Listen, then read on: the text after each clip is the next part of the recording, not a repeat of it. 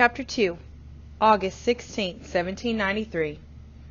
The first and most principal to be a perfect skill and knowledge in cookery, because it is a duty well belonging to women. Gervase Markham, The English Housewife, 1668. As soon as I stepped into the kitchen, Mother started her lecture. "Too much sleep is bad for your health, Matilda." She slipped a freshly made ball of butter into a stone crock. "It must be a grip, a sleeping sickness." I tried not to listen to her. I had not cleared the wax from my ears all summer, hoping it would soften her voice. It had not worked. "You should be dosed with fish oil. When I was a girl," she kept talking to herself as she carried a steaming pot of water outside to rinse the butter churn. I sat down at the table. Our kitchen was larger than most, with an enormous hearth crowded with pots and kettles, and 2 bake ovens built into the brickwork beside it. The size of the room did not match the size of our family. We were only 3, Mother, Grandfather, and me, plus Eliza, who worked for us. But the roomy kitchen could feed 100 people in a day. My family owned the Cook Coffee House, the soon-to-be famous Cook Coffee House, Grandfather liked to say. My father had built our home and business after the War for Independence ended in 1783. I was 4 years old. The coffee house sat just off the corner of 7th and High Streets. At first, we were lucky if a lost farmer strayed in, but business improved when President Washington's house was built 2 blocks away. Father was a carpenter by trade, and he built us a sturdy home. The room where we served customers filled most of the first floor and had 4 large windows. The kitchen was tucked into the back, filled with useful shelves and built-in cupboards to store things.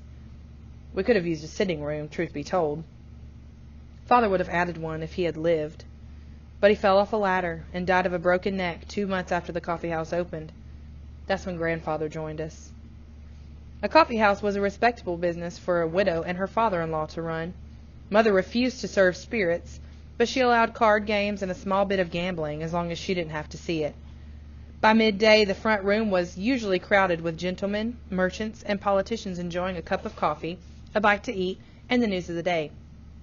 Father would have been proud. I wonder what he would have thought of me. "Good morning," Eliza said loudly, startling me. "I thought you were going to sleep the day away. Have you eaten?" She set a sack of coffee beans on the table. "I'm starving," I said, clutching my stomach.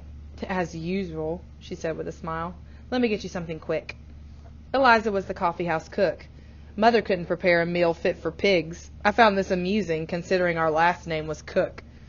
In a manner, though, it was serious. If not for Eliza's fine victuals and the hungry customers who paid to eat them, we'd have been in the streets long ago.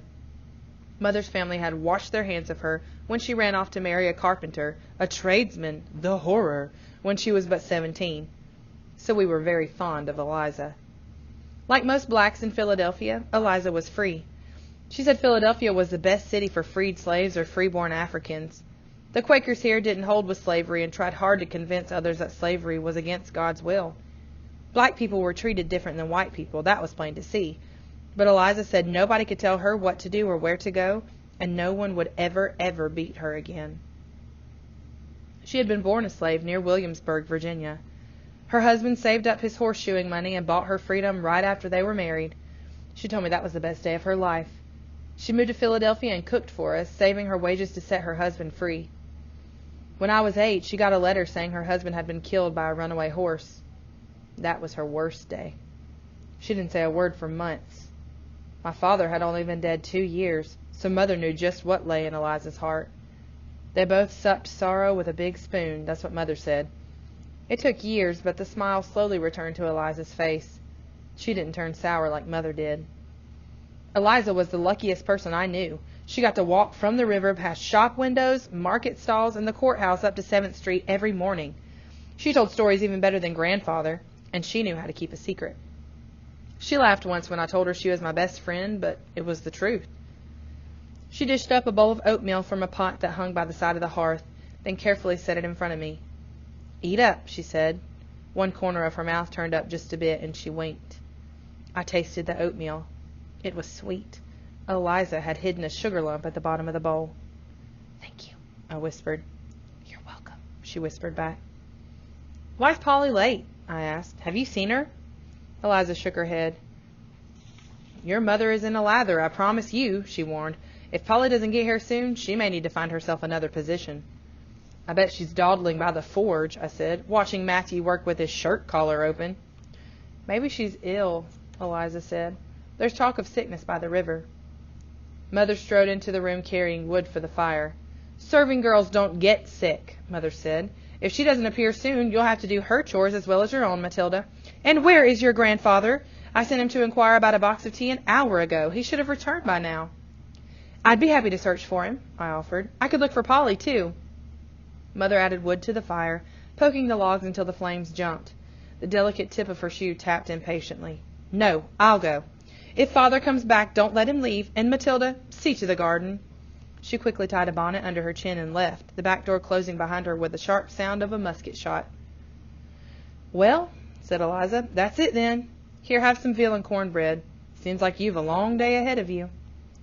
After she cut me 2 slices of cold veal and a thick piece of fresh cornbread, Eliza started to make gingerbread, one of her specialties. Nutmeg and cinnamon perfumed the air as she ground the spices with a pestle. If not for the heat, I could have stayed in the kitchen for an eternity.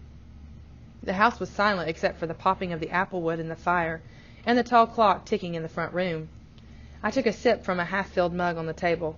Ugh, it's coffee! Black coffee, bitter as medicine.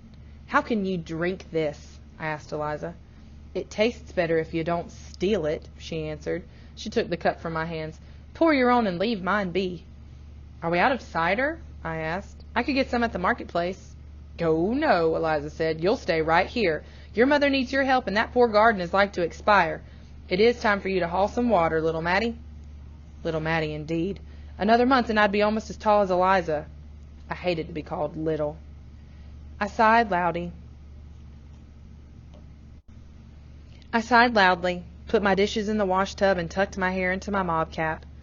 I tied a disreputable straw hat atop the cap, one I could never wear in the street, and snatched a bite of dough from Eliza's bowl before I ran outside. The garden measured 50 paces up one side and 20 along the other, but after 6 weeks of drought it seemed as long and wide as a city block, filled with thousands of drooping plants crying for help. I dropped the bucket into the well to fill it with water, then turned the handle to bring it back up again. Little Mattie, indeed. I was big enough to be ordered around like an unpaid servant, big enough for Mother to grumble about finding me a husband. I carried the water to the potato patch and poured it out too fast. Big enough to plan for the day when I would no longer live here. If I was going to work as hard as a mule, it might as well be for my own benefit. I was going to travel to France and bring back fabric and combs and jewelry that the ladies of Philadelphia would swoon over. And that was just for the dry goods store. I wanted to own an entire city block, a proper restaurant, an apothecary, maybe a school or a hatter's shop. Grandfather said I was a daughter of liberty, a real American girl. I could steer my own ship. No one would call me little Mattie. They would call me ma'am. Dash it all. I had watered a row of weeds.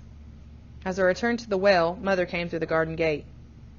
Where's Polly? I asked as I dropped the bucket down the well. Did you pass by the blacksmith's? I spoke with her mother.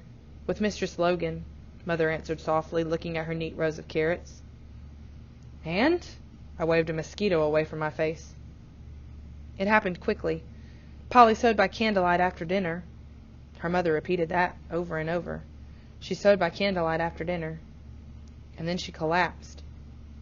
I released the handle and the bucket splashed, a distant sound.